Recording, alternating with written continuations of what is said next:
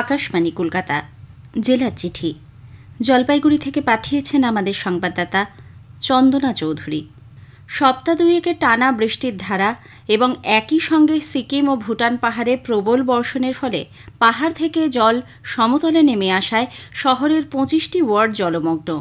এছাড়া জেলার ধূপগুড়ি, ময়নাগুড়ি, বেলাকোবা, রাজগঞ্জ, বিন্নাগুড়ি, বীরপাড়া, নাগরাকাটা, মাল, মেটেলির বিভিন্ন এলাকায় জল জমেছে। জলস্তর বৃদ্ধি পেয়েছে তিস্তা, করলা, জলঢাকা, ডায়না, ডুয়ার্সের লিস, ঘিস বিভিন্ন নদীতে। প্লাবিত জেলার নিচু এলাকাসহ শহরাঞ্চলগুলিও। ক্রমাগত ভারী বৃষ্টির ফলে হরপাবানের আশঙ্কা দেখা দিয়েছে গোটা ডুয়ার্স জুড়ে। নদীগুলি জলস্তরের মাত্রা কম বেশি অনুযায়ী দোমোহনীর অসংরক্ষিত এলাকায় কখনো হলুদ, কখনো কমলা বা লাল সতর্কতা জারি করা হচ্ছে। জলপাইগুড়ি তিস্তা ব্যারেজ থেকে সকাল ৬টা থেকে প্রতি ঘণ্টায় জল ছাড়া হচ্ছে। বর্ষার দাপটে কার্যত বিপন্ন জলপাইগুড়ি জেলার স্বাভাবিক জনজীবন। পাশাপাশি জেলায় অবস্থিত বনাঞ্চল এবং চা বাগানগুলিতেও ব্যাপক প্রভাব পড়েছে। তিস্তার জল ঢুকে প্লাবিত মালবাজার মহকুমার টোটগাঁও গ্রাম। ধীরে ধীরে তিস্তা গ্রাস করছে এই গ্রামকে। বৃষ্টি যত বাড়ছে আতঙ্কে রাতের ঘুম উড়েছে বাসিন্দাদের। স্থানীয়দের কথায় এলাকার সব বাড়ি জলমগ্ন। তিস্তার হরপা বানে নদী তীরবর্তী বেশ কয়েকটি বাড়ি ক্ষতিগ্রস্ত হয়েছে। কোথায় রাস্তা আর কোথায় কৃষি জমি দেখে বোঝার উপায় নেই। নষ্ট হয়েছে জমির ফসল। প্রতি বছর বর্ষা এলেই এলাকার বাসিন্দাদের ভোগান্তি বাড়ে, তবে এবছর পরিস্থিতি অত্যন্ত খারাপ। আগে যেদিক দিয়ে তিস্তা নদী বয়ে যেত সেখান থেকে মোড় নিয়ে ক্রমশ গ্রামের দিকে এগিয়ে আসছে।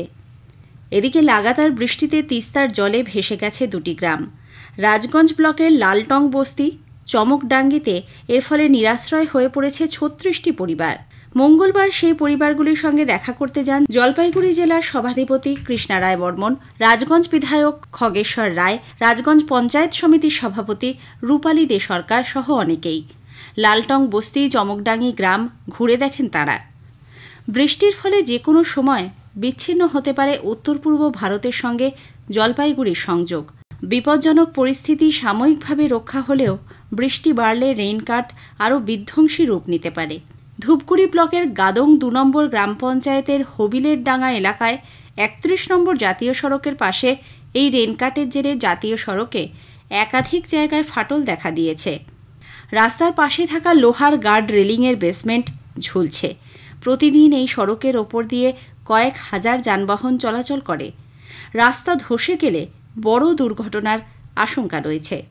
ভারত চীন সীমান্তের পর্যটন কেন্দ্রগুলিতে এখন থেকে খুব সহজেই যেতে পারবেন ভ্রমণ পিপাসুরা। এবার ডুয়ার্স থেকে সহজেই যাওয়া যাবে ডোকলাম। জলপাইগুড়ি থেকে এই পথ তৈরি হলে খুনিয়া মোড় থেকে নকশাল, ঝালং, পারেন, টোডেও, টাংটা, ওড়িতার, রংলি, জুলুক, নাথাং ভ্যালি, কোপুপ এবং জেলেপলা হয়ে সিকিমের ডোকলাম পর্যন্ত নতুন ১৭৯ কিলোমিটার রাস্তা বর্তমান রাস্তার বিকল্প হিসেবে গণ্য হবে, যার অধিকাংশই ভুটানের মধ্যে দিয়ে যায়। জলপাইগুড়ির সাংসদ ড জয়ন্ত কুমার রায় বলেন, এই পথটি ২০২৬ সালের মধ্যে চালু হয়ে যাবার কথা। নতুন সড়ক তৈরি হলে একদিকে যেমন চীন সীমান্তে মোতায়েন ভারতীয় সেনার যোগাযোগ ব্যবস্থার উন্নতি ঘটবে, তেমনই পর্যটন, ব্যবসা, কর্মসংস্থান বৃদ্ধি পাবে। এর পাশাপাশি জলপাইগুড়ি জেলার মধ্যে দিয়ে কালিম্পং এবং সিকিম যাওয়ার সময় কমে আসবে। জেলা মৎস্য দপ্তরে বুধবার মৎস্যচাষী দিবস পালিত হল। মৎস্য উৎপাদনের সাফল্যের জন্য মাছ চাষিদের পুরস্কৃত করা হয়েছে।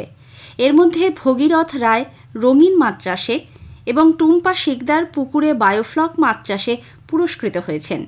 জেলার মোট মৎস্যচাষীর সংখ্যা ১,১১,২৭১। জেলা চিঠি শেষ হল। জলপাইগুড়ি থেকে পাঠিয়েছেন আমাদের সংবাদদাতা চন্দনা চৌধুরী।